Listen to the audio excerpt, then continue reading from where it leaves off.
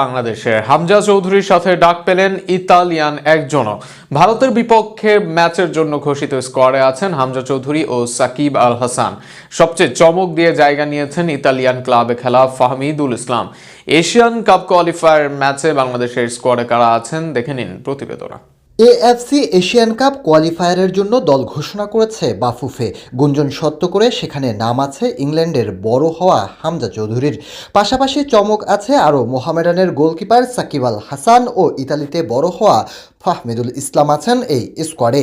আগামী 25শে মার্চ ভারতের বিপক্ষে মাঠে নামবে বাংলাদেশ দল। সেই ম্যাচকে সামনে রেখে ঘোষিত এই স্কোয়াডে গোলরক্ষক হিসেবে আছেন পরীক্ষিত মুখ মিতুল মার্মা। এছাড়াও মোহামেডানের সুজন হোসাইন, বসুন্ধরা কিংসের আনিসুর রহমান জিকো, মেহেদী হাসান শ্রাবণের সাথে আছেন মোহামেডানের সাকিব আল হাসানও। ডিফেন্সে খুব বেশি চমক রাখেননি ক্যাভরেরা, তবে সুযোগ পেয়েছেন মুরাদ হাসান, মেহেদী হাসান, শাকিল আহাদ তপু, রহমত মিয়া, শাকিল হোসাইন, ইসা ফয়সালরা। এছাড়াও তাজ উদ্দিনের সাথে 3 অভিজ্ঞ তারেক কাজী, তপু বর্মন, সাদ উদ্দিনরা আছেন স্কোয়াডে।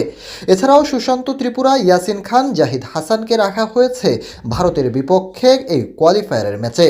প্রতীক্ষিত বেশ কিছু নাম আছেন মিডফিল্ডারের তালিকায়। মোহাম্মদ হৃদয়, পাপন সিংদের সাথে সৈয়দ শাহ কাজিম, সোহেল রানা, চন্দন রয়, মাহবুবুর রহমান জনি আছেন শেখ মুরসালিন, আছেন মিডে। বিদেশ থেকে দেশের ফুটবলে নাম লেখানো জামাল ভুঁইয়ার সাথে আছেন বাংলাদেশের ফুটবল ইতিহাসের সবচেয়ে বড় নাম বনে যাওয়া হামজা চৌধুরী।